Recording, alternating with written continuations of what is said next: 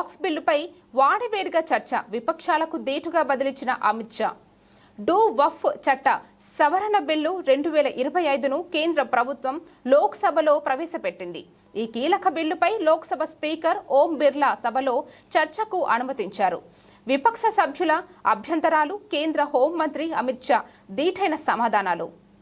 Lok Sabha speaker Om Birla రూలింగ్స్తో చర్చ వాడివేడిగా కొనసాగుతోంది. చర్చ సందర్భంగా రివల్యూషనరీ సోషలిస్టు పార్టీకి చెందిన ఎన్కే ప్రేమ్చందన్ ఒక పాయింట్ ఆఫ్ ఆర్డర్ను లేవనెత్తుతూ ఇక్కడ ఒరిజినల్ బిల్లుపై చర్చించడం లేదని ఆక్షేపించారు. జాయింట్ పార్లమెంటరీ కమిటీకి బిల్లులో కొత్త నిబంధనలు చేర్చే అధికారం ఉందా అని ప్రశ్నించారు. రూల్ 81ని సస్పెండ్ చేయకపోతే లోక్సభకు కూడా కొత్త నిబంధనలు చేర్చే అధికారం లేదని ఆయన వాదించారు. జాయింట్ పార్లమెంటరీ కమిటీ సవరణలను సిఫార్సు చేయగలదు, కానీ నేరుగా కొత్త నిబంధనలను చేర్చలేదని ప్రేమ్చంద్ స్పష్టం చేశారు.